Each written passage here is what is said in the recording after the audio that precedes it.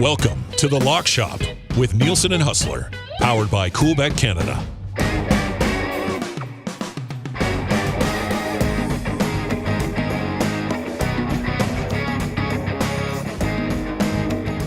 What's going on, everybody? Happy Tuesday, and welcome back inside The Lock Shop with Nielsen and Huss, brought to you by our great partners at Coolbet. Lots to get to with the National Football League kicking off this week. Lots to get to with the Lock Shop becoming a permanent fixture on the brand new Edmonton Sports Talk Monday to Friday at 11 o'clock. You'll be able to find myself and Huss. It'll give us a little bit more time to chat with about other things, not just the sweet picks every single day, right, Huss? Yes, well, sometimes the picks are sweet, sometimes they're not, but there's always a good time to shoot it with you, my friend. And yeah, listen, this is, I don't know what it's like around where you are right now. It was 36 on Saturday, it was 34 on Sunday. I mean, it was so hot.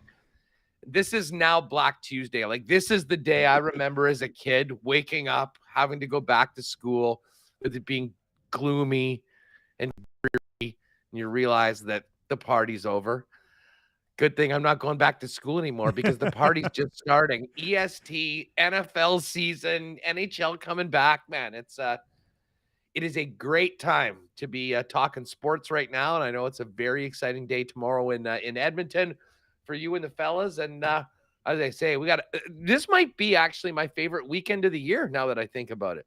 Masters weekend's always right up there because you're kind of getting into a good period of time, but I got to tell you, this CFL triple header that's planned for Saturday is going to be amazing. I got my Chiefs raising a banner on Thursday night, and then the first full Sunday of NFL action. I mean, that is a great weekend, buddy. That's a great weekend. It's just going to be absolutely phenomenal. Banjo Bowl's the middle game too, right? So I think after I'll be able to set up shop somewhere and watch that Edmonton-Calgary game as well, which should be absolutely terrific. Just a great weekend in the Canadian Football League. There's no doubt about that, and we'll continue to have that on Thursday's episode of The Lock Shop. We'll have a Friday episode this week, too. So we've got lots to get to on The Lock Shop as we work our way through the week. Coolbet, presenting sponsor, obviously a huge part of Edmonton Sports Talk as well. Huss, they got a nice little NFL bonus coming your way, whether you're a member already or not. This is a nice way to start the season, isn't it? Well, it is. I mean, listen, if you haven't played a Coolbet before and you want to get in, use the promo code LOCKSHOP. You'll get a 100% bonus up to $200 on your first deposit, about as good as you will find anywhere. This, however, is for people that are already Coolbetters. You know, often those initial bonuses are, for your first time trying out a site. But Patty and the boys have fired up basically $50 of free money for everybody at the beginning of the season with a reload bonus up to $50 for 100%. And listen, you might want to play that one of the games this weekend. Oh boy. Maybe you want to add to your futures for the entire season, which you can still get in before kickoff right now. So it is up there right now at Coolbet. I believe the promo code is NFLRL23. If you go to our Twitter account, X account, or Coolbet, it's there. But yeah, a 100% bonus up to $50 for previous Coolbetters. So throw in 50, get a 50 free, and get ready to drop it on what should be an awesome NFL season, which gets going on Thursday. Couple of things to get to on this episode as we continue our futures. More player props today. We'll get to some team props tomorrow, and then obviously we'll set up the Detroit Lions not only covering the spread, but winning money line on Thursday against the Kansas City Chiefs. We'll get to that on Thursday. But, Huss, we got some league leaders that we want to get into. Let's start there today. And we got some decent numbers. I'm on the Nick Chubb one. You're on that Mahomes one, the shortest number on both of these. To be honest with you, I will be with you on the Mahomes one. To get him at 5-1 to lead the league in receiving, which is one of those situations where I view it, if he stays healthy, he leads the league in passing yards. It's a smaller number than every other option, but it's still a pretty good number for Patrick Mahomes to do it. Yeah, I mean, He's the guy. I wasn't about to back somebody else on this one. Again, the number's a little short, but much like betting the Chiefs last year to win the Super Bowl or Patrick Mahomes to win MVP, the number was a little short and it paid.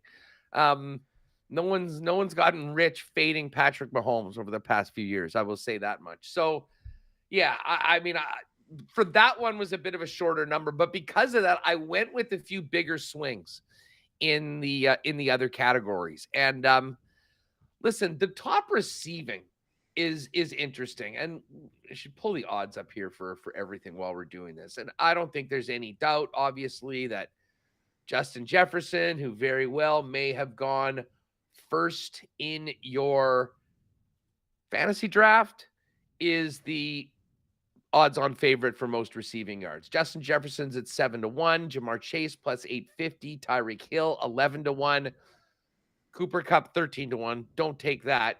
Take that from me as a Kupp owner. Doesn't look like he's going to be playing for a while. And then you got AJ Brown, Devontae Adams 17, Diggs 18. Garrett Wilson's interesting at 2,000-1, and Jalen Waddle. But I'm actually going a little deeper than that. And I realize, and if you look back at these two guys I'm going to drop, there's a big delta between where they were last year and where they'd have to get to lead the league in yards. But there's a reason why we've got some pretty good numbers on them. And I think both of these guys are positioned to pop in a big way. I think my favorite bet is Chris Olave at 35-1. Now, hey, listen, he could finish third or fourth or second, and this, you don't win. We've already talked about it. I love the over 1,000 yards, which is his receiving prop for the year. But man, I think that he is set up in a situation that they're going to have Williams in the backfield along with Kamara, which I think is going to need to keep defenses honest when it comes to the run game. Yeah. And I think Derek Carr is going to be slinging it. And when you look at the depth chart there, it's Olave and they're everybody else. Like, I could make an argument that with Carr there, he could have as big of a target share of passes thrown as almost any spot in the NFL. And I think this guy is really, really good. Like, he was a rookie last year. He was playing for a Saints team that sucked, that didn't have great quarterbacking. And I think a lot of people, let's face it, there wasn't a lot of primetime Saints. We didn't see a lot of this guy. I think he has the potential to be in this conversation every year for the next 5 to 6 years, as long as they have a quarterback like Carr there.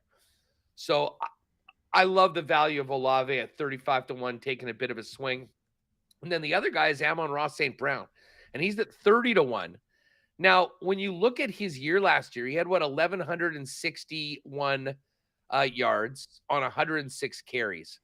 Like, the big difference between St. Brown and the guys at the top is not necessarily the number of catches, although Tyreek and Justin Jefferson had a bit more, and he did miss one game, but it's the average. St. Brown was basically getting about 11 yards a carry, whereas Jefferson and Hill were 14. Devontae Adams was 15. A.J. Brown was 17. So you do hope that length of target, or maybe the yak with the, the yards after the catch, increases a little bit for St. Brown. But man, if he stays healthy, Dusty, and I'm sure you'll agree with this as a Lions guy that watches a lot of it. I mean, he at times looks completely unguardable, and Jared Goff does not hesitate to throw his way over and over and over again. And I mean, when you think about the backfield now with Gibbs getting in there, obviously with Montgomery, I have a feeling that they might, like, defenses are going to, much like the Saints scenario, I think are going to have to pay attention to the running game. And, this might give St. Brown a little bit more room to maneuver. And I can only see his game going one way, and that is up. So I think there's big value on Olave and St. Brown. Olave is my favorite one to potentially lead the league. Obviously, we're getting long odds on these, 35-1 for Olave, 30 to St. Brown. So that's sort of where I put my I put my nickels for the receiving. And when it comes to the rushing, Tony Pollard, man, I do like this. Yeah, 20-1. Zeke is gone. Tony Pollard was as effective as any running back when he played last year. He only started 4 games. And with Zeke gone, the runway is wide open for Tony Pollard to take off. Now, again, all of these a guy gets hurt for 3 games and you're pretty much screwed. I mean, there's a lot of things that have to go right. But you look at the Cowboys' offensive line, their need to establish the run, how dynamic Tony Pollard has been every single time he touches the ball. I think Tony Pollard is absolutely live to be the leading rusher in the NFL this year. And at 20-1, that was the first place that I went. I do like that one a lot, actually. It's a pretty good number. You mentioned Mahomes, too, a little bit earlier there. For me, I've got 2 at running back. One would be Chubb. I just, with Kareem Hunt not there, Chubb is always among the top 3 or 4 anyway, and that's with some carries being taken away. The threat of Deshaun Watson offensively, maybe running the ball a bit, should continue to open up even more opportunities for Nick Chubb. So he is the front runner but he's at 7-1. So I decided to go to him. I'm also going to sprinkle, and it's tough. He is a rookie, but he is the most highly touted running back since Saquon Barkley to come out, and we know what Saquon did his first few years.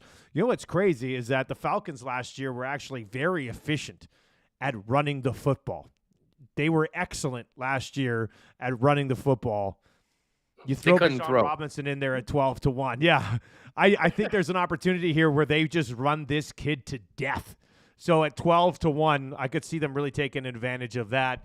And then I got Garrett Wilson. And, I'm on Wilson and some of those other props as well. This all basically comes down to your level of confidence in Aaron Rodgers still having some game left. But here are the other options for Aaron Rodgers to throw the ball to. Allen Lazard, who had the odd good game in Green Bay, but not much. Mecole Hardman, who I've been taking super late in deep drafts just in case something connects. But let's be honest, you're not throwing to Mecole Hardman when you've got Garrett Wilson on the field. Randall Cobb is there to just hang out with Aaron Rodgers. And the tight end is Ty Conklin. So to me, if they're going to be an offense that at all wants to move the ball through the air, Garrett Wilson is going to have a huge share of those targets. And we've seen Aaron Rodgers find that one guy a couple of different times in his career that he force feeds. And I think Garrett Wilson is set up to be force fed by his veteran quarterback. And you can get him right now at 20-1. So I'm going to get on Wilson here at plus 2,000. I do really like your case for Olave, though, at 35-1, Huss. And that's a quarterback move that I think has kind of flown under the radar this offseason. Well, listen, you can only bet so many of these, but if you had to force me to put a third one in that I think is great value that I could see happening, Wilson's that guy. Yeah. I mean, let's think about Aaron Rodgers is good enough that he does what he wants to do. And if he wants to just keep throwing it over and over to the same guy like he did with Devontae Adams for a long time in Green Bay, he'll do that. And I don't think there's any doubt that Garrett Wilson is that guy. So he's going to get a ton of balls. Like with every future, I mean, you got to pray that your guy stays healthy and can get out there and play the 17 games that in all likelihood it's going to take to win, a receiving title or a rushing title. But, man, both Olave and Wilson could not be in better situations to take a huge step up this year with the quarterbacks that have arrived with their respective teams. All right, so there's a look at some leaders. Let's dive into some award winners. And I just have a couple of MVPs. I like you going with a comeback player of the year here because DeMar Hamlin is like minus 400. I'm looking at the rest of the list, and I really couldn't make a case for anybody, but you decided to sprinkle Tua here at 25-1. Well, I mean, listen, I think Hamlin is way overvalued. And again, I realize that he came back from the dead, folks. Like, I'm not diminishing. That's the thing. He's going to win it no matter what he does. Well, yes. And no. I mean, listen, they've already had the SB things. I mean, like a lot has been done this. I don't want to say that there's DeMar Hamlin fatigue, but he's had his moment is what you're saying. Yeah, right? exactly. Yeah. And I mean, he's not like, we're not talking about he's Micah Parsons or something that's going to be up there for the DPOY. I mean, he'll be a guy that'll be playing, hopefully just kind of, in a secondary role, often a backup, doing some special teams. Like, I guess if you want to say the guy almost died on the field and now he's back, he's the comeback player of the year. Listen, that's why the odds are what they are.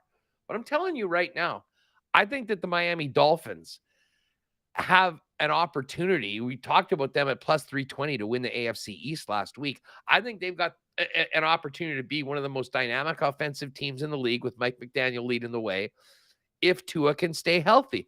And let's not forget what happened to Tua last year and in the past. I mean, I certainly wasn't the only one that was thinking that Tua potentially had played his last game last year.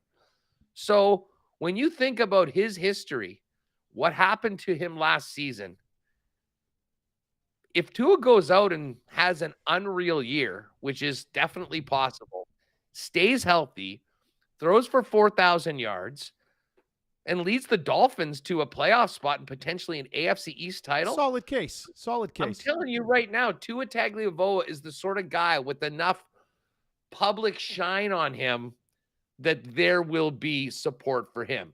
25-1 as opposed to minus 400 for Damar Hamlin. I think that there's real value in Tua if you believe that he's got a good season in him and the Miami Dolphins are legit. I do. So I go with Tua. And then this is a chalky pick. I mean, I was going through it. Obviously, Nick Bosa might miss this first game. Chris Jones in the same way. Aaron Donald, who is the best player in the National Football League, is on a team that is so bad. I don't think he'll be playing meaningful games. It'll be interesting to see if he even plays the entire year.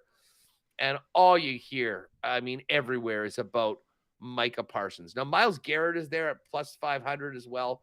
Yeah. But I think Parsons is going to get a lot of it comes down to attention. And who gets more attention than the Dallas Cowboys? Not many people. I think if Parsons stays healthy and has the season that everyone expects from him, he is the guy. Although I could make an argument for Bosa if he's there, TJ Watt as well. But as they say, I think I have a feeling, much like Mahomes in the passing side of things, I think this is one of the categories that we'll be talking about a winner at a short number. I did throw a couple of MVP candidates on here. Once again, Patrick Mahomes, 5-1 favorite to win the MVP. Probably not bad, even at that number. Then there's three other guys between him and the group that I'm going to on this list. There's Mahomes at 5-1, Joe Burrow at plus 725, Josh Allen at plus 800, Lamar Jackson at plus 1,000, and then there's three guys at 11-1, Jalen Hurts, Justin Herbert, and Trevor Lawrence. I'm going to go with both of these guys, throw them in the mix here. You know what?